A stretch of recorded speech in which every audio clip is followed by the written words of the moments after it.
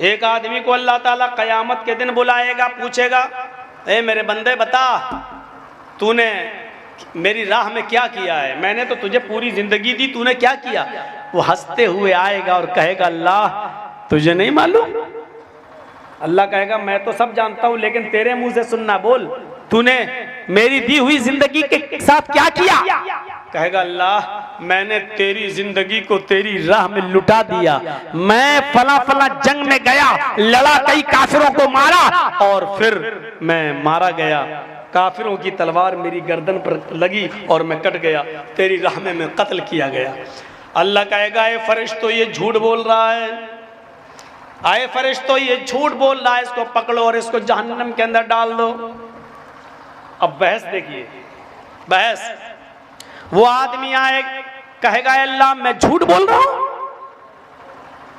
आए अल्लाह, क्या मैंने अपने घर और मकान को नहीं छोड़ा था? क्या मैंने अपने बीवी बच्चों को नहीं छोड़ा था? क्या मैंने अपनी बिल्डिंग, अपनी प्रॉपर्टी और जमीन और जायदाद को नहीं छोड़ा था? क्या मैं मैदान जंग में नहीं गया था? क्या मैं तलवार नहीं चलाया था? क्या मैं कई काफिरों को मारा न था? क्या काफिरों की तलवार मेरी गर्दन पर नहीं चली थी? क्या मैं उस जंग में मारा नहीं गया? अब सुनो, इसके जवाब में अल्लाह क्या कहेगा?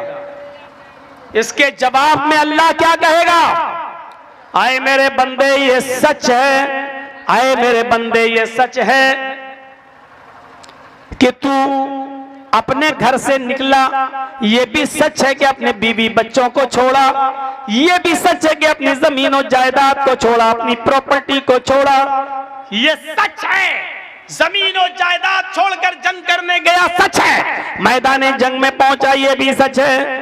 आए मेरे बंदे, यहां तक सच है कि तू मैदान जंग में लड़ा और कई काफिरों को मारा, ये भी सच है। वो कहेगा, अल्लाह फिर मैं भी तो मारा गया। अल्लाह कहेगा, ये भी सच है कि काफिरों की तलवार तेरी गर्दन पर लगी और तू मारा गया, ये भी सच है। हाँ तू मारा गया ये सच है, लेकिन मेरी राह में मारा गया ये सच नहीं है। आए मेरे बंदे, तू मेरी राह में कहां मारा गया है? तू जब जंग में लड़ रहा था तो तेरे दिल में ये ख्याल लाया था कि मैं लड़ूंगा तो लोग मुझे बहुत बड़ा बहादुर कहेंगे। तू सबों को चीरते हुए काफिरों को मारने घुस गया और लड़ रहा था, तलवार चला रहा था। तेरे दिल में ये नीयत थी कि लोग मुझे बहुत बड़ा बहादुर कहें, बहुत बड़ा जंग लड़ने वाला कहें। अरे मेरे बंदे, दुनिया में तू जो चाहता था, तेरे दिल में जो ख्याल आया था, तू जो इज्जत चाहता था वो तो तुझे मिल चुकी। तू जो बहादुरी का टाइटल चाहता था वो तुझे मिल चुका। तूने मेरे लिए जंग थोड़ी लड़ी, तूने तो इसलिए लड़ी कि लोग तुझे बहुत बड़ा बहादुर कहें।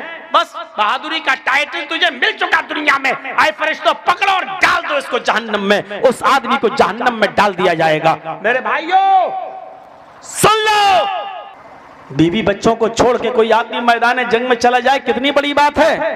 उसने बीवी भी छोड़ी, बच्चे भी छोड़े, माँ बाप भी छोड़े, घर भी छोड़ा, मकान भी छोड़ा, फिर खेती छोड़ी, जमीन छोड़ी, जायदाद छोड़ी, फैक्ट्री छोड़ी, सब कुछ छोड़ा और मैदान जंग में गया, लड़ा।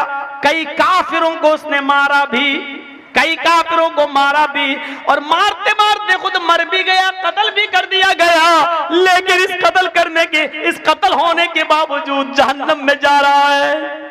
गौर करो मेरे साथियों, गौर करो, इबादत की रूह को समझने की कोशिश करो, अमल को समझने की कोशिश करो, इखलास को समझने की कोशिश करो, अमले साले को समझने की कोशिश करो। बीवी छोड़ी, बच्चे छोड़े, माँ बाप छोड़े, जमीन छोड़ी, जायदाद छोड़ा, घर मकान छोड़ा, जंग में गया, कई काफिरों को मारा और फिर खुद मारा भी गया। सब कुछ हुआ, अपनी जिंदगी बीते बेटा, लेकिन इस सब के बावजूद वो कहाँ जा रहा है? जहन्नम के अंदर घसीटते हुए उसको लेके जाया जा रहा है। कसूर उसका क्या है? बीवी बच्चों को छोड़ने वाला, माँ बाप को छोड़ने वाला, घर मकान छोड़ने वाला, जमीन और जायदाद छोड़ने वाला, सब कुछ छोड़ने वाला, यहां तक कि अपनी जान तक को निछावर करने वाला कहां जा रहा? जहन्नम में। कसूर क्या है? कसूर यह है कि जंग तो लड़ा है, जिहाद तो किया है, लेकिन नीयत ये थी कि लोग मुझे बहुत बड़ा बहादुर कहें। देख रहे हैं, इतनी सी बात पर जहन्नम में जा रहा है, जबकि उससे बड़ी कुर्बानी कोई दी। आप तो अभी 1 महीने 1.5 महीने के बाद बकरे की कुर्बानी दे देंगे, हैं? किसी बड़े जानवर की कुर्बानी दे देंगे, 7 लोग उसमें हिस्सा लगा लेंगे। आप जानवर, इसने तो बीवी की कुर्बानी दी, बच्चों की कुर्बानी दी, माँ बाप की कुर्बानी दी, भाई बहनों की कुर्बानी दी, चल दिया, घर मकान छोड़ दिया, जमीन जायदाद छोड़ दी, खेती बाड़ी छोड़ दी, फील्ड छोड़ दी, फैक्ट्री छोड़ दी, मैदान जंग में चला गया, लड़ा, कई काफिरों को मारा, उनको जहन्नम में पहुंचाया भी, लेकिन फिर एक काफिर की तलवार इसकी गर्दन पे चल गई और ये मर गया, ये शहीद हो गया, लेकिन इसके बावजूद जहन्नम में जा रहा। क्यों? सिर्फ इतनी सी बात पर कि इसने ये नहीं सोचा था कि इस पर सवाब मिले, बल्कि ये कहा था काश लोग मुझे बहुत बड़ा बहादुर कहें, देखो लोग मुझे कितना बड़ा लड़ने वाला कहें। इतनी सी बात पर जहन्नम में चला गया, यानी पूरा जिहाद बेकार,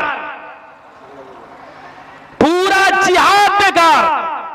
कोशिश करिए आप कोई भी इबादत करें, अगर वो इज्तिमाई नहीं है तो अकेले में करें, ज्यादा बेहतर है। मसलन दुआ, बेहतर है कि रात के अंदर तारीकी में रात के उठिए और वुजू बनाइए और रात के तकरीबन 2 बजे के बाद 3 बजे के बाद उठिए तो और अच्छा। वुजू बनाइए, 2 रकात नमाज नफिल पढ़िए, 4 पढ़िए, 6 पढ़िए, जितनी इस्तिताअत हो उतनी पढ़िए, और उसके बाद में सजदे में हो तो सजदे में, या वैसे हाथ उठाकर या हाथ छोड़कर जैसे चाहे आप दुआ मांगिए, अल्लाह रब्बुल आलमीन के सामने गिड़गिड़ाइए।